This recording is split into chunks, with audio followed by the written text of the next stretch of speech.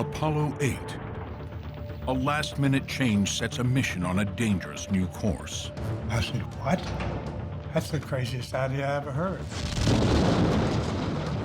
A lot of risk. Untried technologies put to the test. Any one of them can be a disaster if it doesn't go perfectly well. It's the height of the Cold War. Two superpowers race to the moon. They were beating us at every turn. I want to be part of winning. A president's deadline looms. Landing a man on the moon before this decade is out? There's just enormous pressure. Then, tragedy strikes.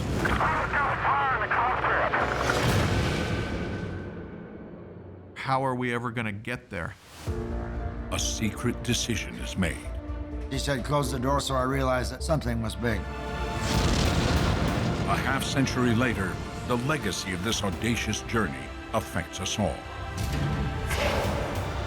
The mission that got us to the moon. Apollo's daring mission. Right now on Nova.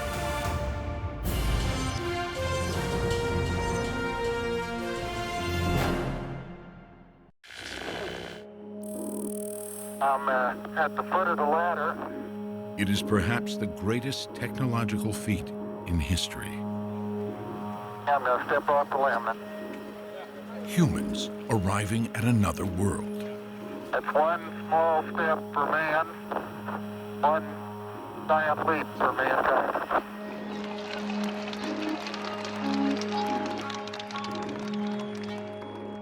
Yet before the arriving could happen, first there was the leaving.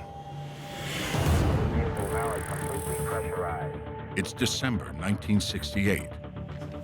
A space mission unlike any other begins.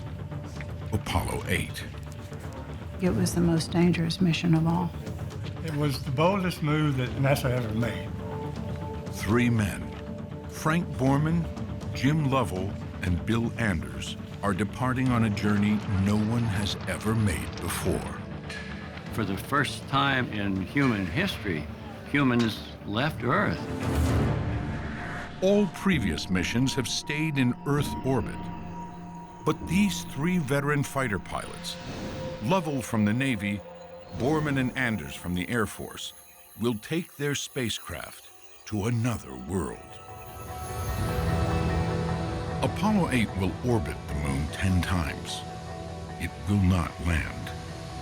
But this mission will make the landing possible by testing key technologies needed to reach the moon.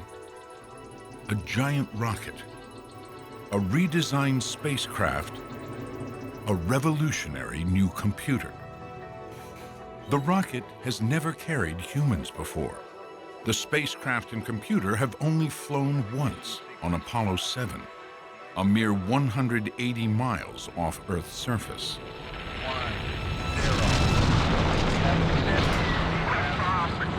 Apollo 8 will take these untried technologies on a 500,000-mile round trip in the ultimate test. We probably had one chance in three of making a successful flight. Had one chance in three of not being able to do our mission, but at least making it home alive. Had one chance in three of not making it back. Apollo 8 Houston, you are in go for staging, over. It is a giant risk. But originally, Apollo 8 was supposed to be a baby step. Just another test flight around the Earth. It took years of test flights, and you really have to think, of course, of the Apollo flights as a system. There's a typical NASA inch by inch, one step at a time approach. But in the summer of 1968, years of careful planning and preparation are suddenly upended by an alarming discovery. We were training in California, the three of us, Bill, myself, and Frank, when suddenly Frank got called back to Houston. Deke Slayton said, Frank, I want you back here in Houston right away. I have to discuss something with you. Deke Slayton is in charge of the astronauts. And so I said, well, Deke, let's discuss it now. I'm busy. I can do it over the phone. And he reminded me who was boss. Things weren't gentle and politically correct in those days. We weren't candy asses, okay? And so I went back to Houston, and he said, close the door, so I realized that something was big. A CIA spy satellite has photographed an enormous Soviet rocket on a launch pad. It can mean only one thing. The CIA had information that the Soviets were planning on sending a man around the moon in the year of 1968. A Soviet cosmonaut reaching the moon would be a stunning defeat for America. For years, the US and Soviet Union, both armed with nuclear weapons, have been locked in a deadly Cold War. There was a sense that communism was a profound threat to democracy and to the United States. Starting in 1957 with Sputnik, the Soviets open a new front: space. Yuri Gagarin, Valentina Tereshkova, blow after blow after blow. They were beating us at every turn. In April 1961, a new president, John Kennedy, writes a memo about space that will have profound consequences. He said, guys, find me something we can beat the Russians at. Now it is time to take longer strides. I believe that this nation should commit itself to achieving the goal, before this decade is out, of landing a man on the moon and returning him safely to the Earth. Kennedy has set a firm deadline: the end of the 1960s. It was a simple one-sentence statement: the goal and the schedule. Clear, succinct, no fuzz on that goal. I never joined NASA to explore space. Yeah, basically I was a military person, and it was clear to me that we were in a serious confrontation with the Soviets. I wanted to be part of winning. Military test pilots, now astronauts, begin flying in 1961. By 1967, Americans have mastered the basics of spaceflight and all the techniques needed to reach the moon. Apollo, America's moon program, is about to take its first step. Apollo 1 will be a test of the new spacecraft, the command module, around the Earth. The crew is Gus Grissom, America's second man in space, Ed White, who took America's first spacewalk, and Roger Chaffee, a Navy pilot who flew airborne photography missions during the Cuban Missile Crisis. 3 weeks before launch, a dress rehearsal on the ground, a practice countdown.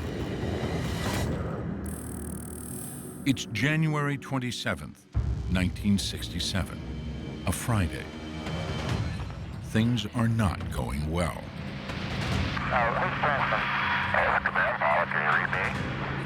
It was the end of a very frustrating day. You're pretty garbled here, Gus. They were having communication problems with the crew. Hey, how are we going to get to the moon if we can't talk between three buildings? I can't hear that you said. Right. But all of a sudden, I thought I heard fire.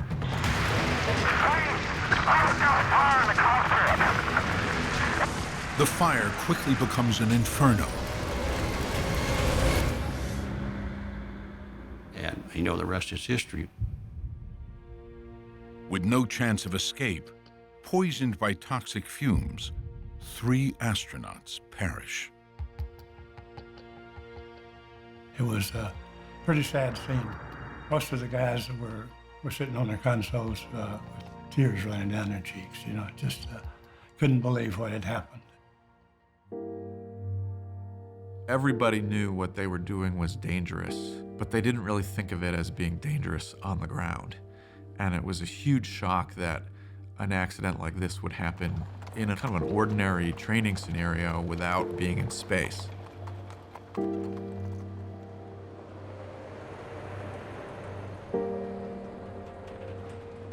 Over the next few months, the charged spacecraft is painstakingly disassembled. Each piece tagged, studied, and photographed. 5,000 images in all.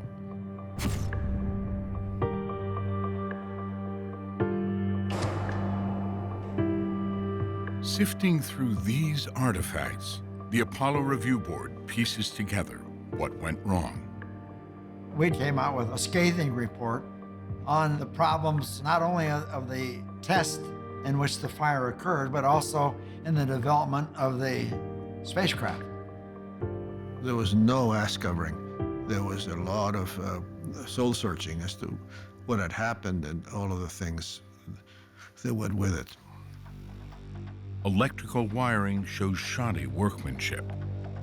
Investigators believe the fire began with a spark from a wire that had rubbed bare.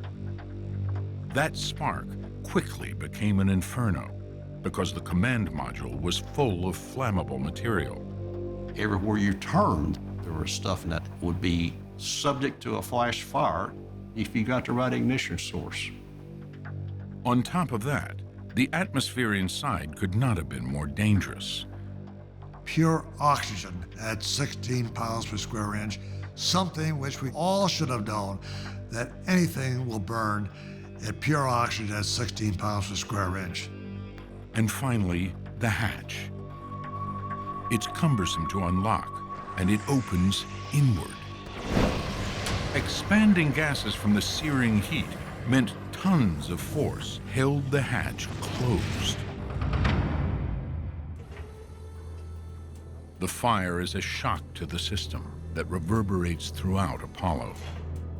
It caused NASA to stop and reflect on everything it was doing and redo it.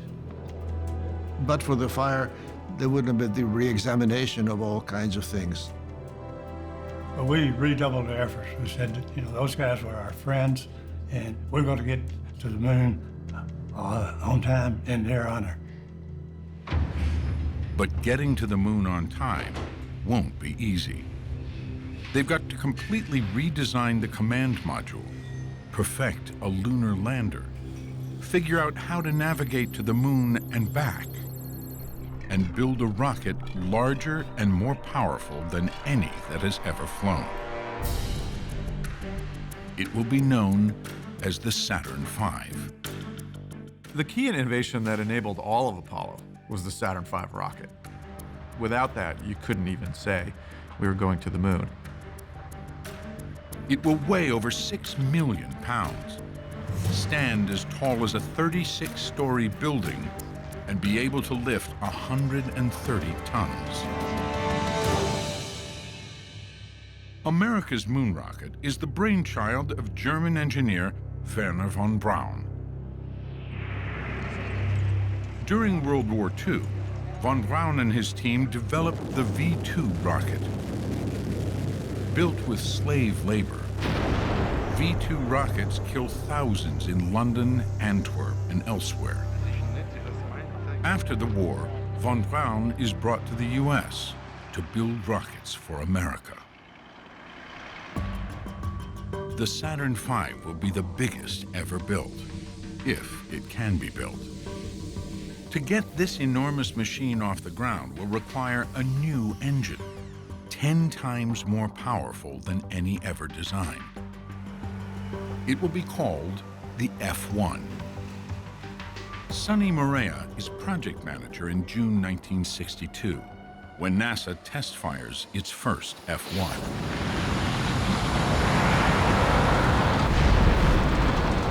When we tried to fire it for the first time,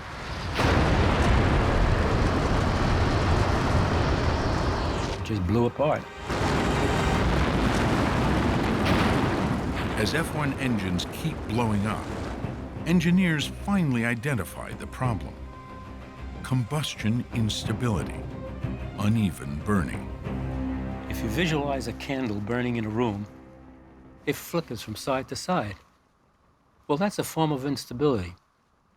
What happens there is that it sees more oxygen on one side and so it produces more heat, and it pushes the flame over to the side. Well, that flips back and forth maybe 5 or 6 times in a second. That same phenomena happens in our F1 engine, but they don't flip it 5 times in a second. They flip 2,000 times in a second. Like a massive out-of-control candle, the fire inside the F1 surges back and forth until it destroys the engine. They have no idea how to fix it. The F1 engine is simply too far ahead of the state of the art and too enormous to apply any known theory. The solution had to come by trial and error. You know, you find a way or make one. That's the way it was back then. It was absolutely the seat of our pants. If they can't fix the F1, Apollo is finished. If we couldn't solve the combustion instability problem, we would not have gone to the moon. It was too risky. We would have killed a bunch of astronauts trying to make that work. So the engineers turned to von Braun's original V2. Why didn't combustion instability destroy that engine? In the V2, liquid fuel and liquid oxygen were injected through a number of separate nozzles. In the F1, fuel and oxygen are injected through a single flat injector plate, like a shower head. The engineers wonder, did the multiple nozzles of the V2 somehow divide the burning into separate zones? If so, perhaps adding metal ridges, baffles, to the injector plate would create a similar effect in the F1. We broke that into segments with baffles. Hopefully they wouldn't talk to each other, similar to what the V2 had. After many experiments with baffles, eventually they get the engine to run smoothly. Lo and behold, we found out that the baffles were able to attenuate the oscillations. But how can they be certain the F1 will work every time? They try deliberately causing the problem by setting off a small explosion inside the engine while it's running. Can baffles stop instability after it starts? We drove it unstable with a bomb. We inserted a bomb right into the center of the injector and blew it just at the time we ignited. With the engine running, the small bomb explodes. The burning becomes unstable. But in a fraction of a second, the baffles quickly stop or dampen the instability. That would drive the engine unstable, and then it would dampen out right away, where before it wouldn't. And every single time, those baffles dampened out the oscillations.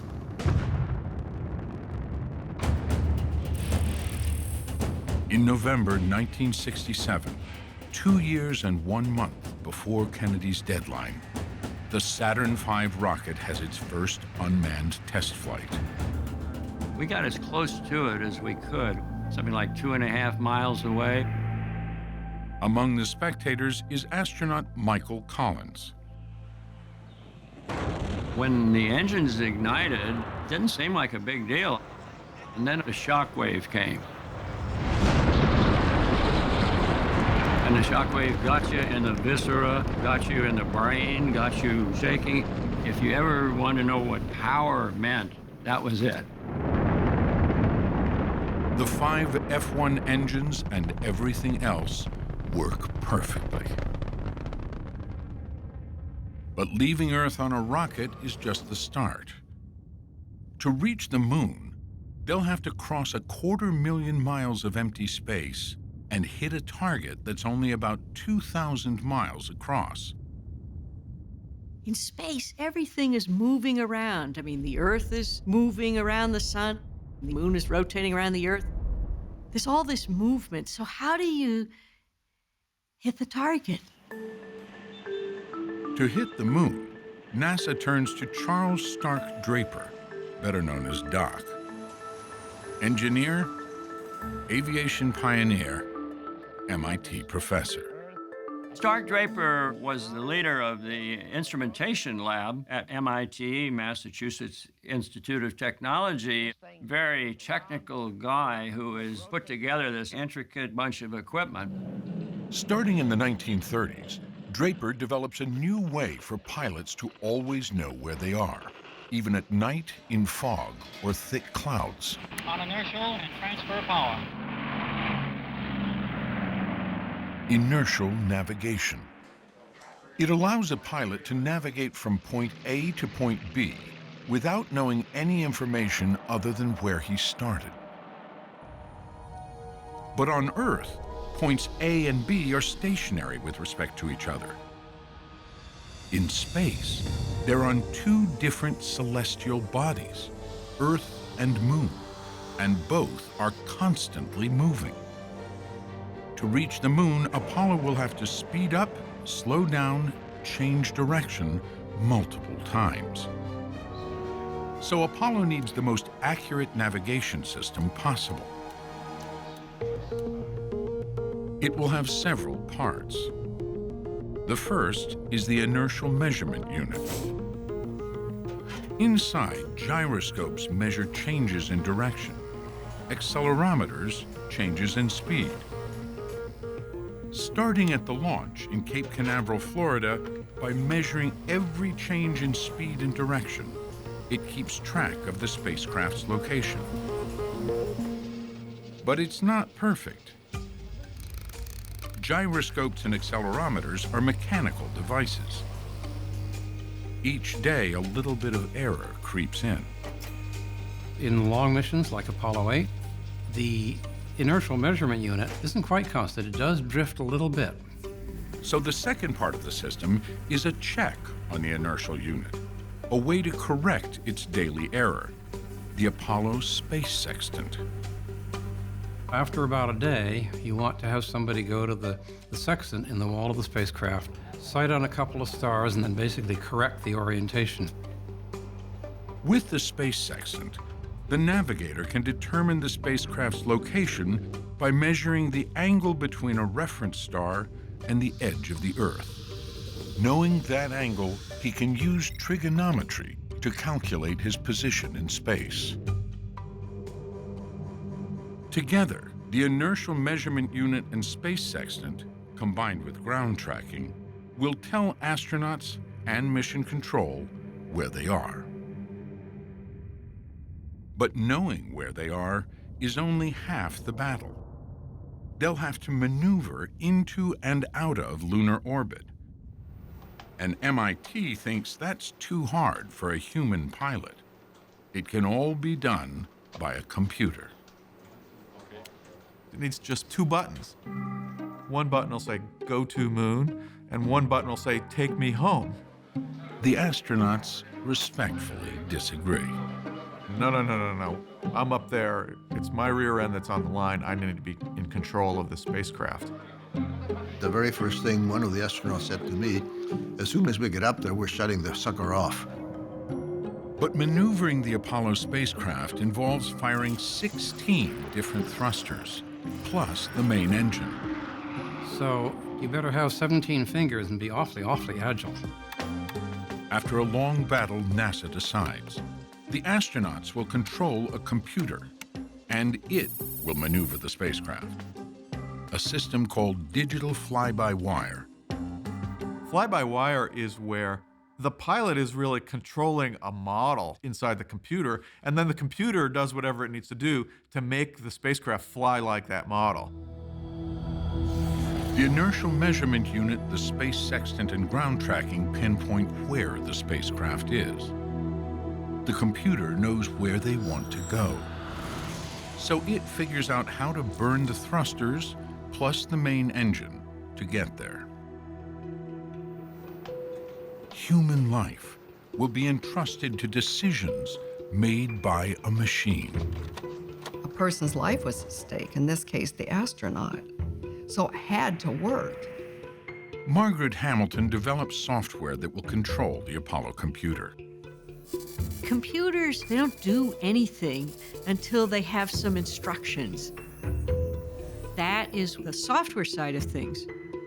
Hamilton and her team will have to create software that enables this computer to prioritize different tasks without freezing.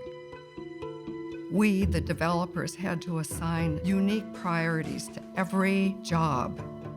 And if there's an emergency, we wanted to interrupt everybody and say, look, I'm coming in here for something that's an emergency. Everybody else gets downgraded. And there's still one more requirement for this new computer. It must be tiny. The way that the size of the computer got determined was not by what it had to do. Out of the blue, they said, okay, here's a cubic foot, fill it with computer. Computer in the 1950s meant something that was basically the size of a building. It seems completely impossible. But lead designer Eldon Hall thinks a new breakthrough in electronics might just be what they need. Eldon Hall said, the only way we're going to get small enough, low power enough, and reliable enough is to switch to integrated circuits. Integrated circuits shrink hundreds of transistors and other components down into one tiny chip. But can such a computer be built? Not only small, but able to prioritize tasks, easy to use, and 100% reliable. As the summer of 1968 arrives, barely 18 months remain until the Kennedy deadline. Then, the CIA brings the shocking news that the Soviets are poised to send a man around the moon.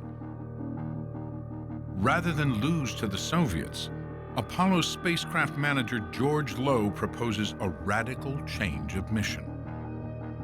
Instead of orbiting the Earth, the original plan, send Apollo 8 500,000 miles to the moon and back. I said, what? That's the craziest idea I ever heard.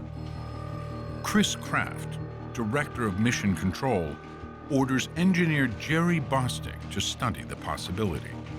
This was a Friday afternoon, as a matter of fact. He said, you've got until Monday morning to figure out if we can do it or not.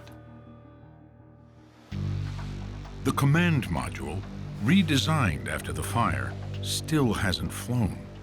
The guidance computer hasn't been tested in space. And the Saturn V, which did so well on its first unmanned test flight, had major problems on its second. Still, the engineers conclude this new mission might just work. We recognize that, yes, this is not going to be a piece of cake, but we can pull it off. The improved command module, now with better wiring, a new easy-to-open hatch, and no more pure oxygen on the ground, will be tested around the Earth first, on Apollo 7. If that works, Apollo 8 will go to the moon. All of a sudden, Jim and Bill and I began frantically training for the lunar mission. NASA usually went step by step. In this case, they jumped 3 or 4 steps. Well, I thought that was a grand idea. This was exploration. This was a mini Lewis and Clark expedition. In October 1968, the redesigned command module is tested around the Earth and performs perfectly. Apollo 8 will proceed. But first, a final review, where engineers report to management and astronauts. Can you give this a clean bill of health that we have a safe mission ahead of us because of your hardware? Well, we had gone through all this combustion and stability stuff with many unknowns, and I couldn't say, you know. Frank Borman put his arm around me and he said, Sonny, he says, we know you guys have done everything humanly possible to make this a safe flight. We are ready to fly. Don't worry about it. Now, Apollo 8 will go. It's December 21st, 1968.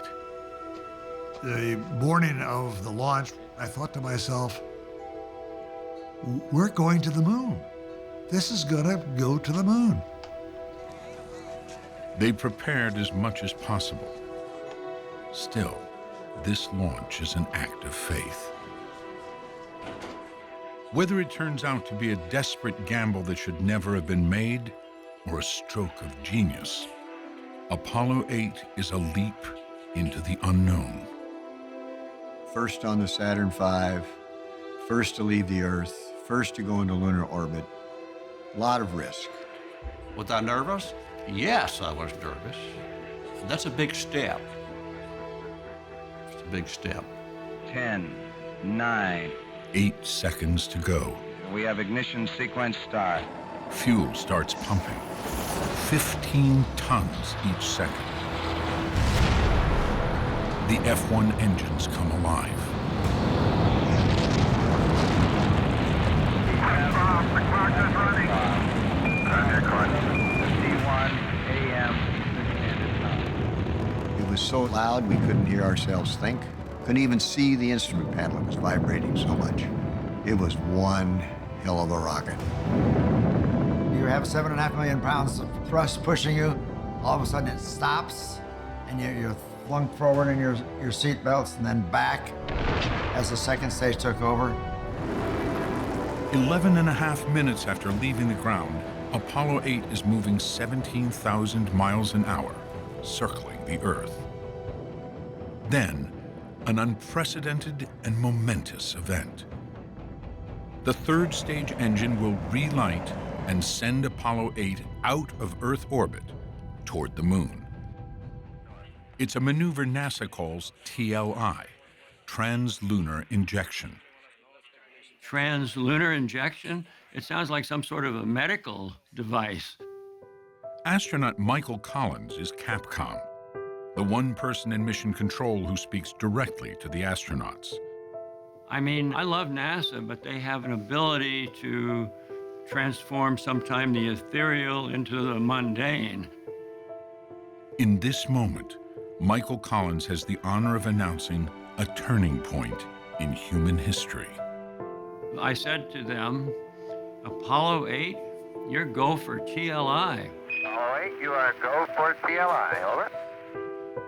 And Borman said, Roger, Houston. Roger, understand, we're go for TLI. That was it.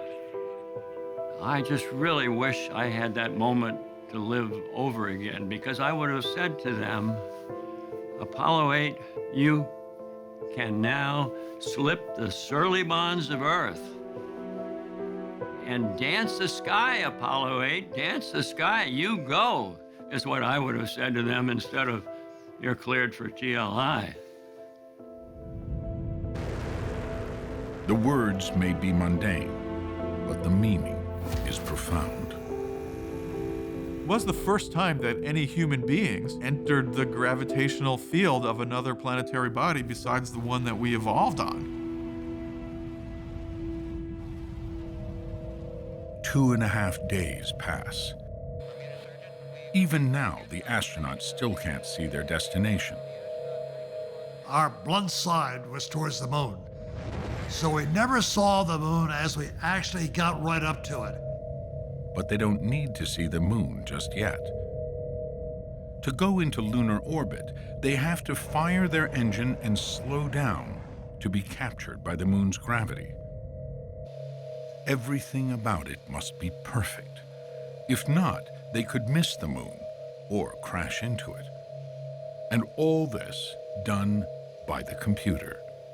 The computer has to figure how to turn the spacecraft so that the rocket is pointing in the right direction. It then has to figure exactly when it has to be lit. It has to be precisely calculated. It all needs to be timed within tenths of a second. But the computer only does this when the astronaut tells it to. So in 1968, with no mouse, touchscreen, or keyboard, how will an astronaut talk to the computer? MIT's answer is the display keyboard, or DISKey. It has a numeric keypad and a very simple, what you would think of now as an LED display. The real genius of the DISKey is the way it uses language. To see the Apollo guidance and navigation system in operation, We've talked with Mr. Ramon Alonso. Engineer Ramon Alonso was raised in Argentina.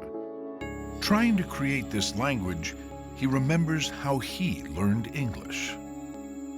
When you go in school, somebody said, you know, the parts of speech, a part of sentences, there's things called verbs, there's things called nouns.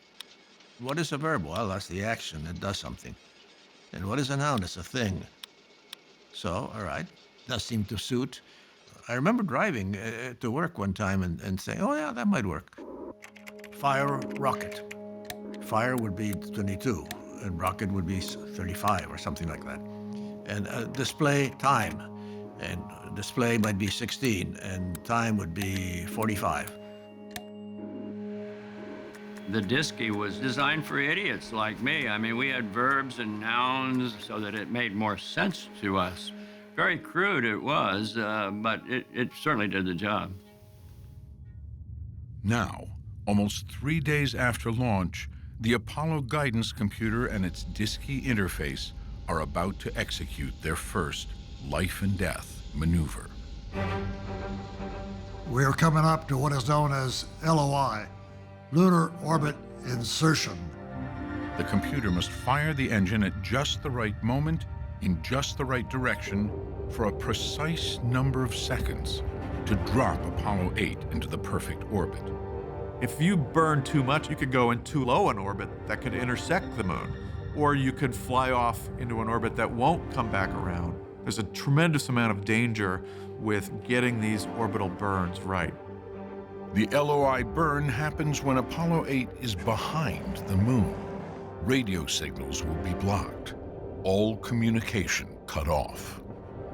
The break in communications is sharp. The trajectory engineers can tell you, based on the geometry and all the velocities, exactly when that was going to happen. This was a very important parameter because it would tell you when you lost your communications if you were on trajectory or not. Everyone counts down the minutes to loss of signal. LOS. There was nothing to say. You're just sitting there, and it's quiet as a mouse. Apollo 8, Houston, 1 minute to LOS, all systems go. Safe journey, guys. Thanks a lot, Trips. See you on the other side. At the exact second we were supposed to lose communications, we lost it. And I said something like, "Phew, we must be right on time." I said, yeah, Frank, it checked. I said, but you know, there are friends down there. They're going to pull the plug on that antenna no matter how far off we are. They probably turned off the damn radio. For the next 35 minutes, there's nothing Mission Control can do. Apollo 8 is behind the moon and unreachable. It was almost a relief. First of all, we've been sitting there for 3 or 4 hours with no bathroom break. So the first thing you do is you hit the door. Up in space, a different kind of break. We saw nothing We were upside down and backwards in perfect darkness. Until we rotated the spacecraft around. Suddenly we looked down, and there below us was the lunar surface. You know, we were like 3 school kids looking into a candy store window. For the first time ever, human eyes are seeing the far side of the moon. On Earth, Mission Control won't know if the burn to go into lunar orbit worked or not until radio contact resumes. So we're sitting there waiting for them to come out and have acquisition of signal to see whether or not we all needed to jump into action. Because if it went badly, we really didn't have much time to do something. Poppy Northcutt is part of a support team that will have to quickly compute emergency maneuvers to bring Apollo 8 home if the burn failed.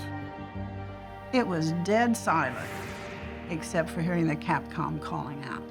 Apollo 8, this is Houston. Apollo 8, this is Houston. Apollo 8, Houston, over. Apollo 8, Apollo 8, this is Houston.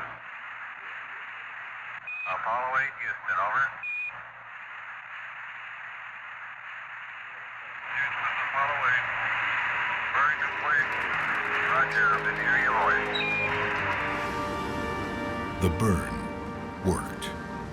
Behind the moon, the computer oriented the spacecraft and fired the engine at just the right moment for just the right time. 60 by 170 miles is the elliptical orbit they want to end up in, and they end up with like 60.5 and 169.9 miles. I mean, it's incredibly close, super accurate burn. Over the next 20 hours, Apollo 8 will circle the moon 10 times. It's Christmas Eve. Before leaving the moon, they'll show millions on Earth the view out the window with a live television broadcast that almost never happened. I was against it. I didn't even want to take a television camera. I was stupid. Fortunately, the people at NASA overruled me because the American people and the people on the Earth had every right to see what we were seeing. But what should they say while showing the view? I was told, while you're in orbit around the moon on Christmas Eve, you'll have the largest audience that's ever listened to a human voice. I said, gee, what do you want us to do? The response was, do something appropriate. I'll never forget that. Can you imagine that happening today? We thought, could we change the words to the night before Christmas? You know, make it more contemporary. How about something in the way of jingle bells? Nothing that we could come up with seemed appropriate. We ask each other, we ask our wives, we ask friends. In the end, it's Christine Layton, Washington insider and wife of writer Joe Layton, who has the answer. And she said, well, why don't you start at the beginning? And he said, what do you mean? She said, Genesis. For all the people back on Earth, the crew of Apollo 8 has a message that we would like to send to you. In the beginning, God created the heaven and the earth. And the earth was without I don't think anybody knew they were going to do that. And God divided the light from the darkness. And God called the light day. And the darkness he called night. One of the most memorable things in my life, I guess. It was very powerful. And let the dry land appear, and it was so. The hair stood up on the back of my neck. The first impression I had was, how appropriate. What could be better than having the first human beings, Americans, circling the moon on Christmas Eve, and they read the story of creation from Genesis. I mean, it brought tears to my eyes. God saw that it was good. And from the crew of Apollo 8, we close with good night, good luck, a Merry Christmas, and God bless all of you on the good earth. Wow. You just drained me. For millions on Earth, the Christmas Eve television broadcast is the defining moment of Apollo 8. But for the engineers, and especially the astronauts, there's a critical maneuver just ahead that overshadows everything else: coming home. Trans-Earth injection is the engine burn that will send Apollo 8 out of lunar orbit and back toward Earth. We're captured by the moon. That means that unless that engine works to get us out of here, we could be here for a lot longer. Is that engine going to work again? There's only one engine, no backup. It has baked in sunlight 250 degrees above zero, frozen in darkness 250 below. If the nozzle on the engine somehow overheated or cracked or something, there's nothing you can do about that. You lose the crew. Again, the burn will be controlled by the computer and take place behind the moon. Apollo 8, this is Houston. 3 minutes, LOS, over. Again, they lose radio contact. No one on the ground will know if it worked until they acquire signal. just watching that clock and wondering what happened when they were on the backside of the moon. What happened? Apollo 8, Apollo 8, this is Houston. Apollo 8, Houston, over. Houston, Apollo 8, please be informed there is a Santa Claus. You're the best ones to know. Again, the engine worked. For the next 2.5 days, Apollo 8 will coast toward Earth. Navigator Jim Lovell updates their position with space sextant and disk key. So far, it's been flawless. But MIT software engineer Margaret Hamilton has a nagging worry. How to prevent errors. What if the astronaut typed something wrong into the disk key? My daughter Lauren would come in often and would play astronaut.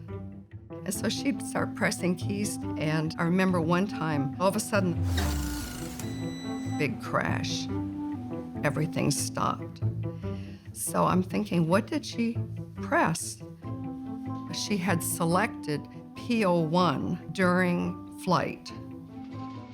P01 tells the computer that it's back on the launch pad, waiting to start the mission.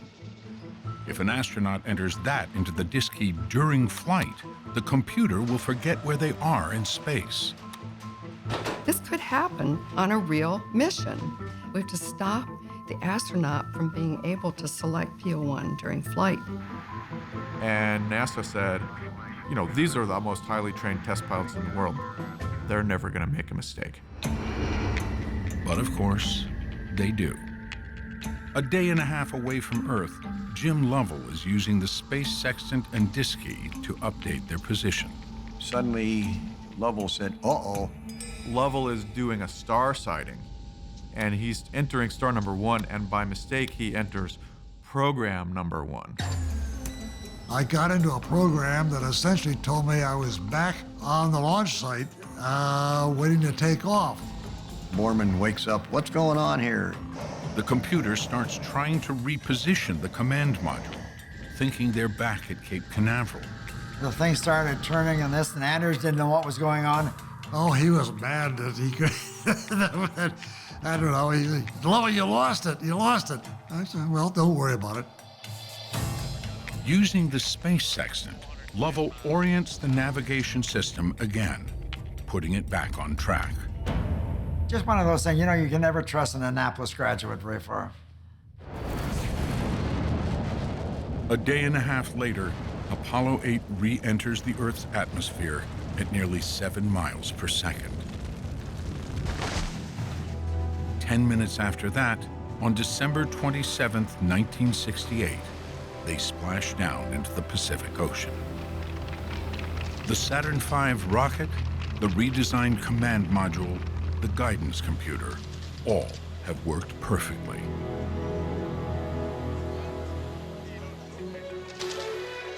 We accomplished just about everything that you need to do to land on the moon, except the landing itself.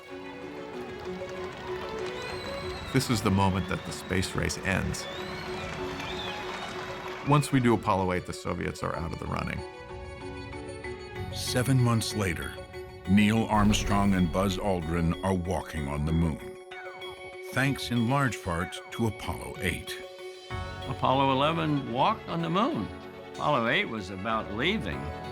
If you consider the leaving and the arriving, both of them necessary steps, I think the two flights were about equal in their historical significance. The legacy of this overlooked mission is profound. Of all the Apollo technologies, perhaps the one that touches more of us in our everyday lives than any other is its pioneering computer. This was a major moment in the role of computers in the world, and computers being able to let us do things that we can't do any other way.